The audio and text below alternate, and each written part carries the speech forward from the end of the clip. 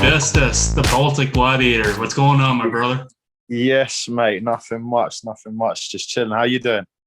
I'm good, thanks. I apologize with all the mix-up the last couple of days. I know things happen, life It's happens. all So yeah. No, it's all good. I got my timings messed up a little bit as well because, like I said, I'd previously booked an interview and sometimes I get my days mixed up. So I'm sorry for that, also, mate. oh, no worries, no worries. Things happen. This happens with a lot of fighters. Like when you're doing like a lot of interviews and stuff, that must get like really confusing with all the because I mean you're obviously in the UK at the moment, correct? Yes, sir. Yeah, yeah. Yeah. So I mean with the time change, that must get really hard on the Oh head once in a yeah, while. yeah. Eastern time, Central time, freaking. I think there's Pacific or something else, something rather. But nah. To be fair, usually I'll just say British summertime, and then we usually just go from there. But yeah, I mean, Yeah. as long as I write it down, I'm all right. But it's when I don't write it down, and I think, oh yeah, it's okay. I'll just keep a track of it in my head, and I'll be fine. And then that's when I end up going wrong, which is exactly what happened here. So I got to remember just to make sure I write everything down before Yeah. before I go ahead and do it. Yeah, yeah, definitely. Yeah, and honestly, like I was just talking with someone's manager, and he's like, "No, no, no, let's wait until he goes back to LA because he's in Guam right now. No, we're not doing it." I'm like, "Okay, fair enough, fair enough." So I appreciate you making the time for me today. Like I said, I know we had a little bit mixed up, but I'm glad to have you on here. Yeah, awesome, mate. Thank you for having me on. It's an absolute pleasure. No problem. So obviously, you're saying that you're living in the UK at the moment. So, what is the restrictions like? Uh, except like sorry like what are the restrictions besides your gym at the moment? To be honest, there is no restrictions. So I'm able to Really? train. I'm able to do my thing. I mean, I don't know. It seems just I've already had one of my vaccines. I'm due to have my second one after my next fight. Mhm. Um, you know, realistically, I mean, all the restaurants are open.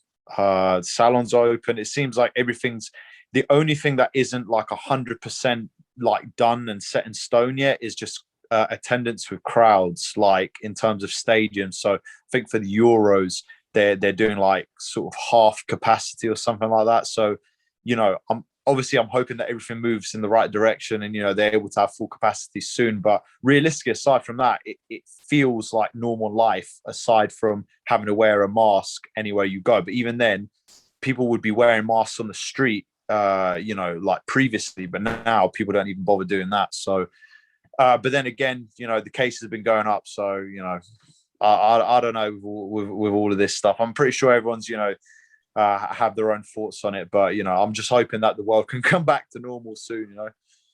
Yeah, and I feel like the UK is kind of just ahead of the Canada at the moment, and then obviously United States they've been past everything for the last couple of months. But for us, like we are just getting into stage two, June 30th. So like that pretty much means like extending like outdoor gatherings, et cetera, et cetera. You can get your haircut so I can stop looking like a fucking caveman here.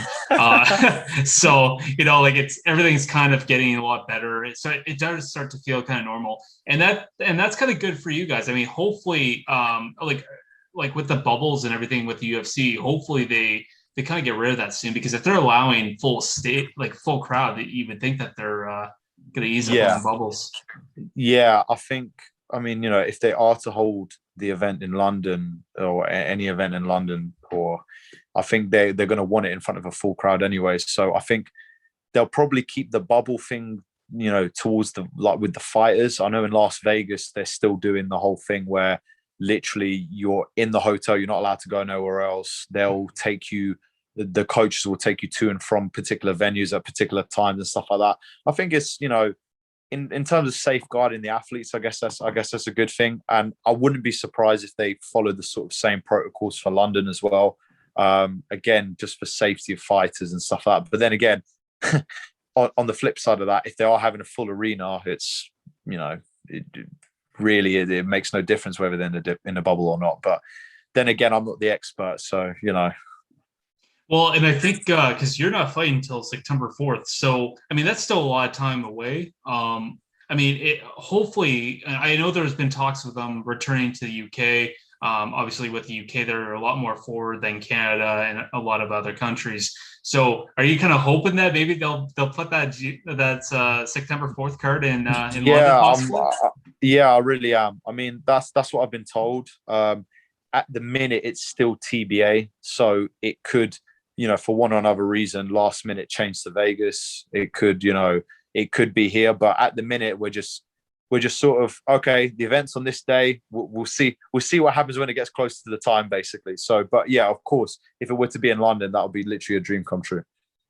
Yeah, and I think that'd be great too with a lot of the UFC British players at the moment. I mean, I know Darren Till is aching to get back there. I mean, a lot of good guys are looking to get back there for sure. But that being said, so I mean, obviously you're not going to be fighting until September. You still kind of have the whole summer. And are you starting camp yet? Trajectory upwards would be from about 8 weeks out. But I mean, in terms of my preparation for my particular opponent, I've known it for about 12, 13 weeks already. So already my preparations and my training have been ongoing. I'm constantly trying to evolve as an athlete and as a martial artist, and always trying to improve my skill set so that I can be obviously in the best position possible, even for when I do start my training camp, so to speak. So yeah, I mean, usually, yeah, about eight weeks would be enough. But yeah, I think it's also quite a fine science to be able to peak at the right time. So yeah, like everything like will just ramp up slowly as it gets closer to the fight, and then obviously I'll taper off about a week, 2 weeks out, depending on where I am in terms of fitness, injuries, and those kind of things. So, is there any possible chance that you're going to be hitting the patios this summer, or what's the deal? What's that? Sorry. Is there any chance that you're going to be hitting the patios this summer? The patios. Yeah, patios like the bar, the pubs. Get a cold Oh, one outside. right. All right, I've got you. Oh, right. So you mean like pubs and stuff like that? Yeah, I know we're both speaking the same language, but we're not. Yeah. No, we got it. We got it. We got there in the end. Yeah. So like, I mean, beer gardens and stuff like that are open, and I mean, look, I'm not going to be having a beer, but I do if I do see my mates and stuff like that. Like, obviously, if we want to hang out, that's kind of like the only thing that we have to do. If you know what I'm saying, like, there's not anything else to do. It's like even going into London clubs, and look, it's not like I go to clubs during fight camp, anyways. Do you know what I mean? But like when we would go out and stuff like that, yeah, just we like sit and chill. Like like I say, pubs and all that kind of stuff is all open. So for us in terms of like relaxation, seeing your friends and stuff like that, that's the only way we're even going to be able to sort of arrange a social gathering, sort of outside, if you get what I'm saying. So Yeah. yeah, man. But I mean, in all fairness, I'm not really much of a pub goer anyways, but I'm sure after the fight, when we get the big celebrations going, there'll be a couple pints to be had for me, for sure. Fair enough. And what would be your beer of choice? I'm not going to lie to you. I don't know if you're going to call me a wuss for saying it, but I actually like cider. Okay, fair So enough. that, like recorder leg, I like sweet stuff, man. I've got the biggest sweet tooth in the world, and that hits the spot. But yeah, I guess I do like a desperado. I think that's pretty nice. Those would probably be my like recorder leg or desperado. I know they're not exactly the most masculine, like, hardcore drinks out there, but listen, it is what it is. Those ones tickle my taste buds the most. Yeah, I know like UFC's got the deal with Modelo. Have you ever given that a try? Do you know what? I used to have it. Well, I don't say I had it often, but I actually went to high school in America for 2 years between 16 and 18 years old, and yeah, like all my mates, whenever they'll go to like house parties and stuff like that, they'll all be drinking like most of the time it would be I can't remember. I can't even remember what the main drink of choice was out there. But they don't actually have much. Well, I mean, if they do, I don't know about it. But they don't drink it much over here, to be honest.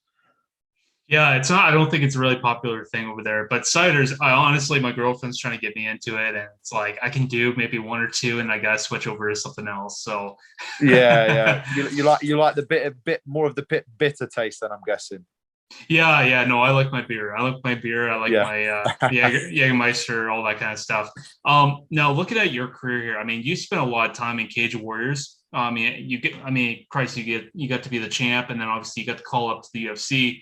Um, did you, when you're racking in all those wins, did you know UFC was inevitable? I knew it more so after my first defense. So I knew there was a possibility after I'd won the championship, but even then, I wouldn't be bothered if I had to have another fight, if you get what I'm saying. So then at that point, I Mhm. was like, okay, cool, Cage Warriors fight has been signed. Then I defended my title. And then there was a bit of a limbo for me after that. It was what, November when I had that fight. And then I was kind of just training for about a month and a half, Mhm. even through Christmas and everything, just like just stay ready, just see what happens, sort of thing. And I was actually very lucky to get signed literally right before the pandemic actually hit. And so I couldn't have been signed at any of a more perfect of a time. But there was a time where I did like they didn't know if they wanted to sign me or not. They didn't know if there were any openings or anything like that. So it was kind of a point where I was just literally just training, just and then I was like, I just want to fight. I was like, listen, can we sign another fight with Cage Warriors? But my manager told me like, listen, just hold off it for a little bit. We'll see what's going on, and then we'll figure it all out.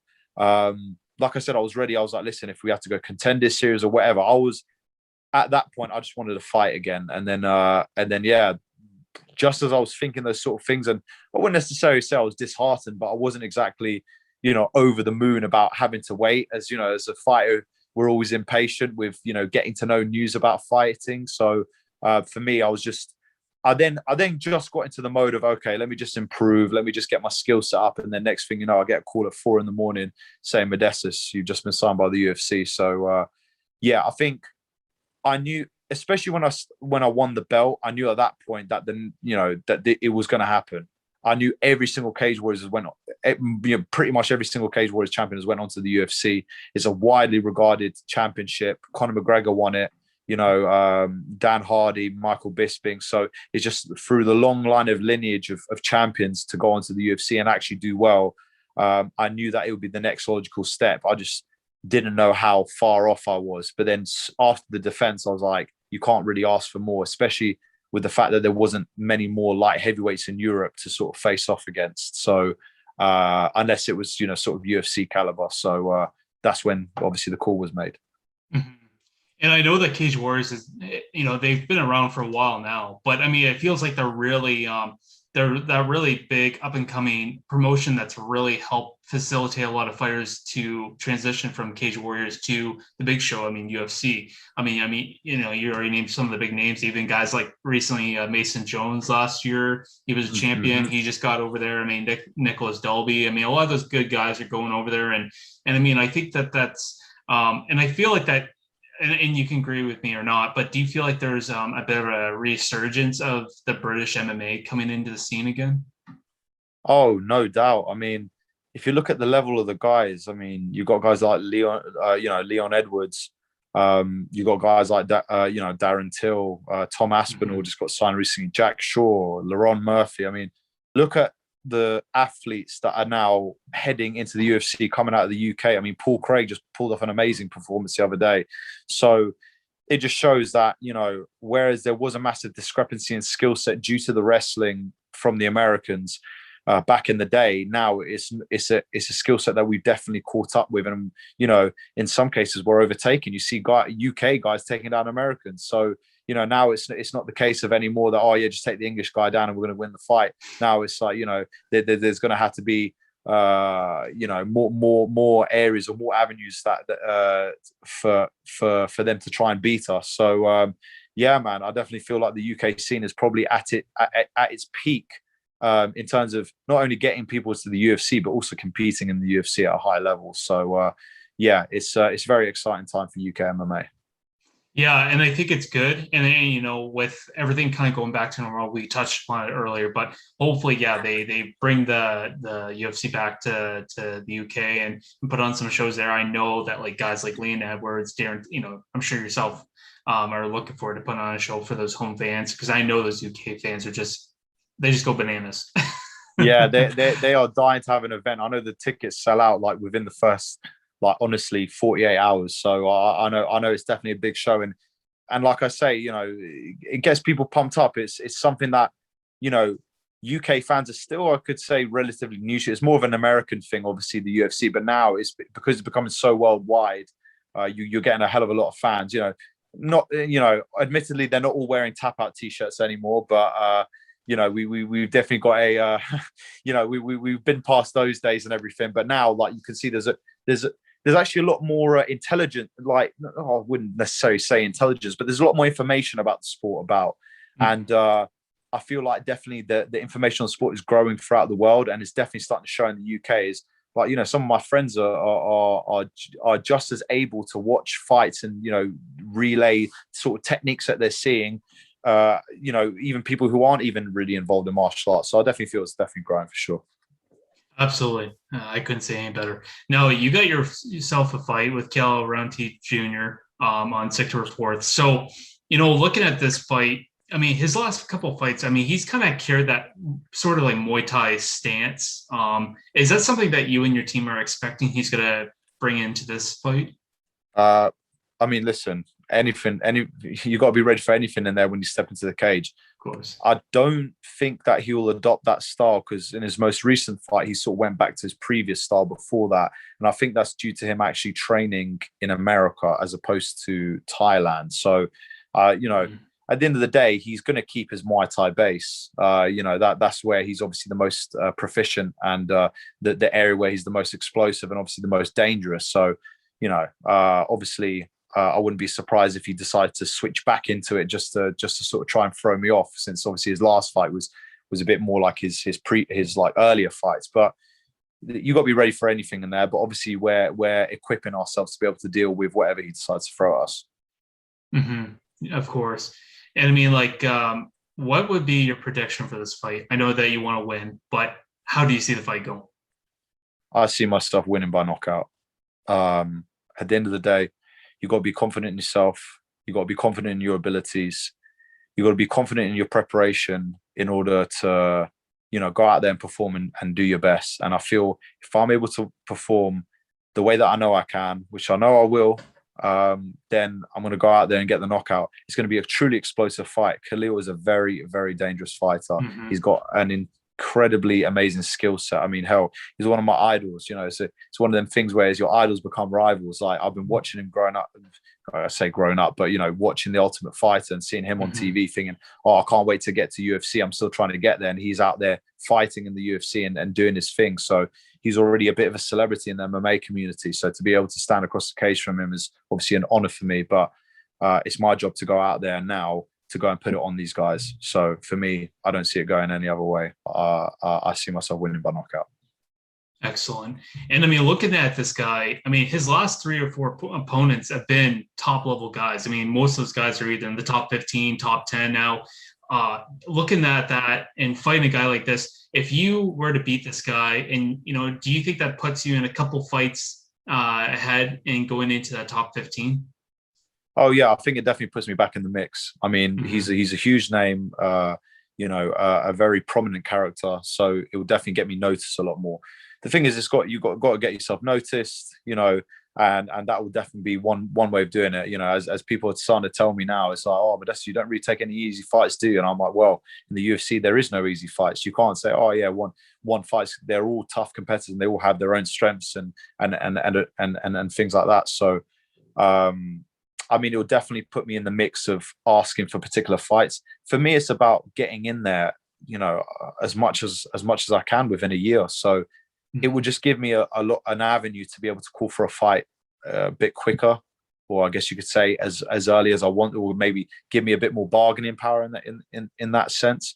But yeah, I feel maybe one more fight and a top 15 opponent could definitely be there for me. So at the end of the day, I just want to prove myself. If they think I need 2 fights to get into the top 15, so be it. I need to prove myself. I'm here in the UFC to prove that I'm top level caliber.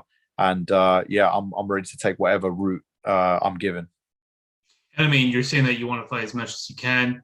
So, depending on how the outcome of the fight, whether you're, chopped up or not, I mean, looking at the rest of the year, you're fighting this in September. So would you be opposed to a quick fight, like a quick turnaround fight within a couple of weeks after? Or?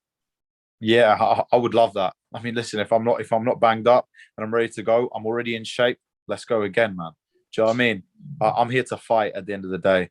I want to go and do big things in the sport, and I want to make my rise to the top. I've been saying this for ages. Even through my losses, this is one thing people ask me, why are you so confident still? You just come off of 2 losses and stuff like that. But it's because I genuinely know what I'm capable of, and I know my skill set. I just got to go out there and show it.